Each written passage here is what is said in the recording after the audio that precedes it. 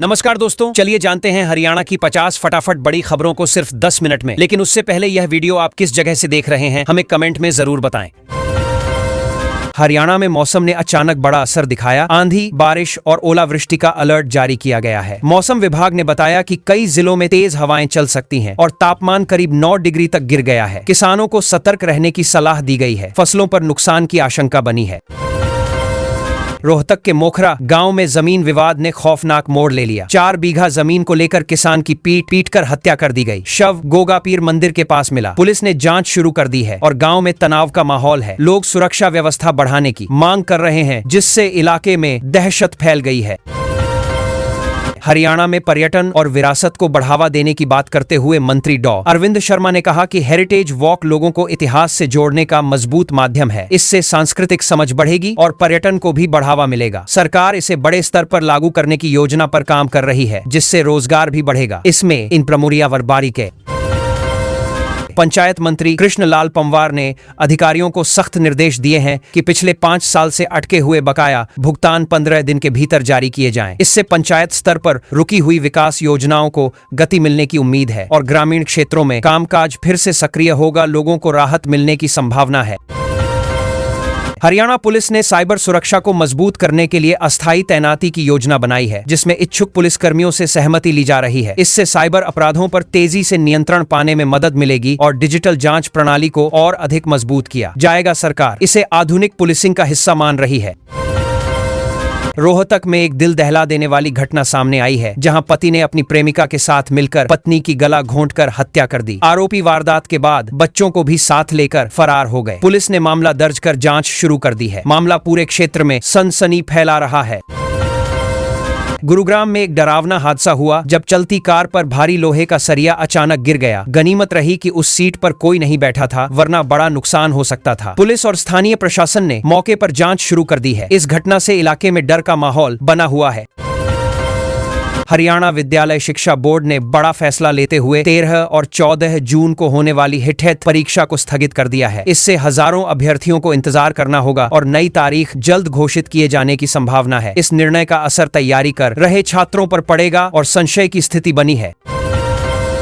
कैथल में Vita booth की permission दिलाने के नाम पर 50,000 रुपए की रिश्वत लेते हुए HSVP कर्मचारी को गिरफ्तार किया गया। पुलिस ने रंगे हाथ पकड़ा और मामले की जांच शुरू कर दी है। इससे भ्रष्टाचार पर बड़ी कार्रवाई मानी जा रही है। लोगों में सख्त संदेश गया है, सरकारी सिस्टम पर नजर बढ़ी। भिवानी में मंत्री की सख्त कार्रवाई के बाद आयुष्मान कार्ड पर अवैध फीस वसूलने वाले निजी अस्पताल का लाइसेंस रद्द कर दिया गया और संबंधित अधिकारी को सस्पेंड किया गया। सरकार ने इसे गंभीर अनियमितता माना है। जांच आगे भी जारी रहेगी और अन्य अस्पतालों पर भी नजर रखी जाएगी ताकि सुधार हो सके पूरी व्यवस्था में। सोनीपत में बुजुर्ग महिला की हत्या का चौंकाने वाला मामला सामने आया है, जिसमें बीटेक और लॉ ग्रेजुएट युवक शामिल पाए गए हैं। पुलिस ने खुलासा करते हुए जांच आगे बढ़ा दी है और इलाके में लोग इस घटना से हैरान हैं। मामले की गंभीरता को देखते हुए सुरक्षा बढ़ाई गई और जांच टीम सक्रिय है। यमुनानगर के लालढांग में दर्दनाक हादसा हुआ, जहां रेणुकाजी जा रहे परिवार पर मक्के से भरा ट्रक पलट गया। इस घटना में पिता और 2 बेटियों सहित 4 लोगों की मौत हो गई। पुलिस ने राहत और बचाव कार्य शुरू कर जांच तेज कर दी है। पूरे क्षेत्र में शोक की लहर है और प्रशासन अलर्ट पर।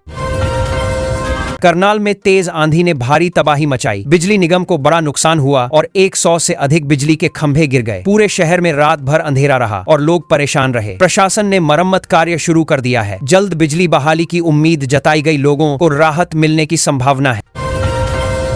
नूंह जिले के सिंगार गांव में बकरीद की नमाज के बाद पुरानी रंजिश को लेकर 2 पक्षों में हिंसक झड़प हुई, जिसमें गर्भवती महिला सहित कई लोग घायल हो गए। पुलिस ने इलाके में अतिरिक्त बल तैनात कर जांच शुरू कर दी है। स्थिति पर नजर रखी जा रही है। कानून व्यवस्था सख्त की गई। मानेसर नगर निगम में मेयर पति की चेकिंग के विरोध में सफाई एजेंसी ने काम बंद कर दिया है, जिससे पूरे शहर में कूड़ा उठान ठप होने का संकट खड़ा हो गया है। लोगों को काफी दिक्कतों का सामना करना पड़ रहा है और प्रशासन समाधान की कोशिश में लगा है। स्थिति जल्द सुधरने की उम्मीद है।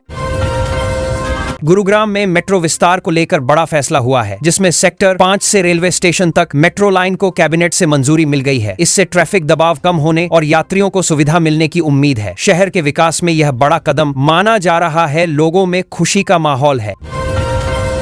पलवल में एक चौंकाने वाली घटना सामने आई है, जहां सुहागरात के अगले ही दिन दूल्हे ने ट्रेन के आगे कूदकर आत्महत्या कर ली। मामले में दुल्हन और 4 अन्य लोगों पर फर दर्ज की गई है और जांच जारी है। पुलिस मामले को गंभीरता से जांच रही है। परिवार में सदमे का माहौल है। हरियाणा सरकार ने नई औद्योगिक नीति 2026 को मंजूरी दे दी है, जिसके तहत राज्य में 5 लाख करोड़ रुपए के निवेश का लक्ष्य रखा गया है। इससे रोजगार के बड़े अवसर पैदा होने की उम्मीद जताई जा रही है और राज्य की अर्थव्यवस्था को मजबूती मिलेगी। निवेशकों में उत्साह बढ़ा है, विकास की नई दिशा मिली है।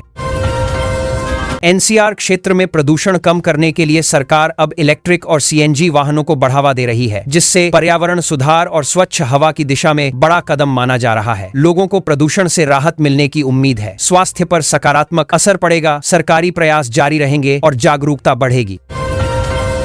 सोहना इम्त में निवेश को लेकर बड़ा अपडेट आया है, जहां 10 नई कंपनियों ने उद्योग लगाने के लिए जमीन की मांग की है। इससे क्षेत्र में रोजगार के नए अवसर पैदा होने की उम्मीद है। औद्योगिक विकास तेज होने की संभावना है। लोगों में उत्साह देखने को मिल रहा है। क्षेत्र में बदलाव साफ दिख रहा है।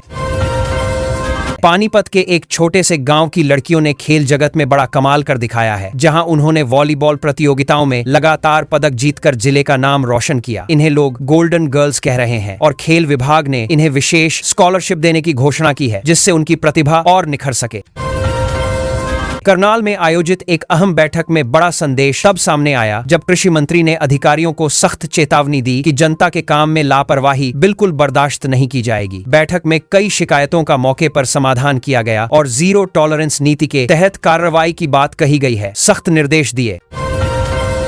यमुनानगर में पुलिस को बड़ी सफलता मिली, जब पूर्व विधायक की फैक्ट्री पर फायरिंग मामले के मुख्य आरोपी को मुठभेड़ के बाद गिरफ्तार कर लिया गया। आरोपी भागने की कोशिश कर रहा था, लेकिन पुलिस ने उसे घेर कर हथियारों सहित पकड़ लिया और आगे की जांच शुरू कर दी गई है। पूछताछ जारी है। मामले में पानीपत में बिजली विभाग ने बड़े बकायेदारों के खिलाफ सख्त अभियान शुरू कर दिया है, जहां लाखों रुपए के बिल न भरने वालों की संपत्ति कुर्क करने और बैंक खाते फ्रीज करने की कार्रवाई की जा रही है। विभाग ने साफ कहा कि अब किसी को बकाया छोड़ने की छूट नहीं मिलेगी। सख्त कार्रवाई जारी रहेगी।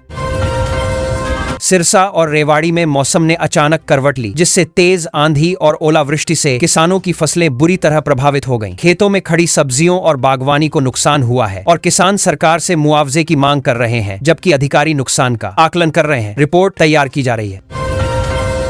न्यायपालिका से जुड़ी बड़ी खबर में हरियाणा के मुख्य न्यायाधीश शील नागू के सुप्रीम कोर्ट में नियुक्ति की सिफारिश होने से कानूनी जगत में खुशी का माहौल है। कॉलेजियम ने उनके नाम को मंजूरी दी है, जिससे जल्द ही वे शीर्ष अदालत में न्यायाधीश बन सकते हैं और न्याय व्यवस्था मजबूत होगी। प्रक्रिया आगे बढ़ी। चंडीगढ़ में फर्जी इमिग्रेशन ठगी का बड़ा मामला सामने आया है, जहां विदेश भेजने के नाम पर युवाओं से लाखों रुपए की ठगी की गई। पुलिस ने छापेमारी कर 3 आरोपियों को गिरफ्तार किया और कई फर्जी दस्तावेज और पासपोर्ट भी बरामद किए हैं, जिससे पूरे गिरफ्तार कर कई बाद विदगिरी और AR गाड़ी के 3 है। नेटवर्क का खुलासा हुआ है। जांच जारी है। आगे हरियाणा कांग्रेस की बैठक में बड़ा राजनीतिक मंथन देखने को मिला, जहां वोटर लिस्ट और चुनावी आंकड़ों पर गहराई से चर्चा की गई। पार्टी नेताओं ने दावा किया कि फर्जी वोटों पर रोक लगी है और लोकतंत्र मजबूत हो रहा है, जिससे आगामी चुनावों में पारदर्शिता बढ़ेगी और स्थिति स्पष्ट होगी। जनता में चर्चा तेज है। चंडीगढ़ के PGIA मैयार में डॉक्टरों ने चेतावनी जारी की है कि बच्चों में पेट की गंभीर बीमारी IBD के मामले तेजी से बढ़ रहे हैं। जंक फूड और खराब जीवन शैली को इसका मुख्य कारण बताया गया है और अभिभावकों से बच्चों के खानपान पर विशेष ध्यान देने की अपील की गई है। लगातार मामले बढ़ रहे।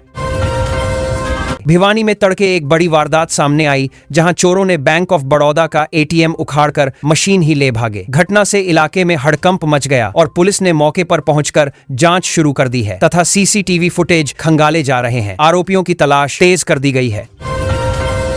फरीदाबाद में औद्योगिक विकास को गति देने के लिए प्रशासन ने नई सिंगल विंडो क्लियरेंस सुविधा शुरू करने की घोषणा की है, जिससे उद्यमियों को लाइसेंस और NOC के लिए अलग अलग दफ्तरों के चक्कर नहीं लगाने पड़ेंगे और सभी अनुमति ऑनलाइन जल्द मिले सकेगी। प्रक्रिया सरल होगी और निवेश बढ़ेगा। उद्योगों को फायदा मिलेगा है।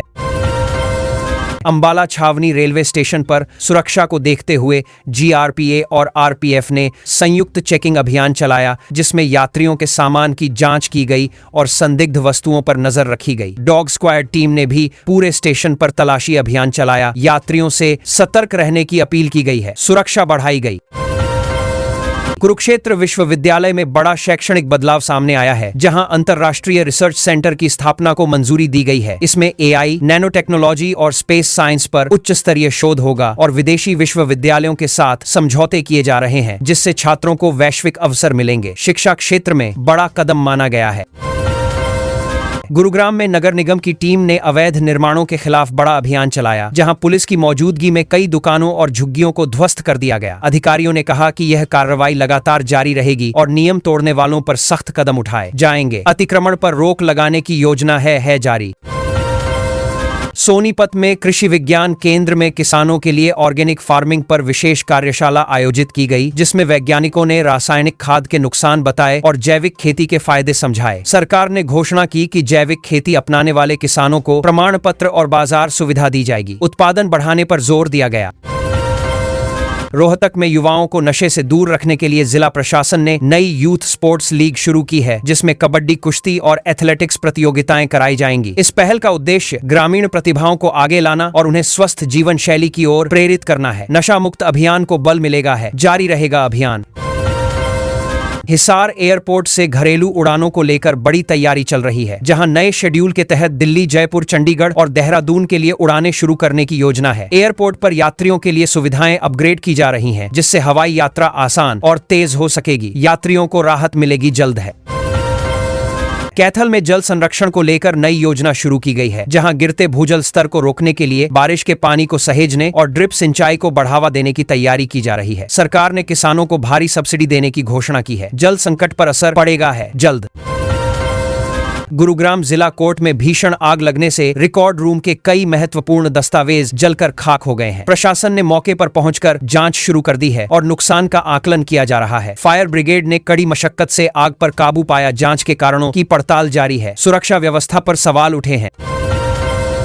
सोनीपत के खरखौदा कोर्ट परिसर के बाहर एक हिस्ट्री शीटर की गोली मारकर हत्या कर दी गई, जिससे पूरे इलाके में दहशत फैल गई है। पुलिस ने जांच शुरू कर दी है और आसपास के CCTV खंगाले जा रहे हैं। मामले में गैंगवार की आशंका जताई जा रही है। इलाके में सुरक्षा बढ़ा दी गई है।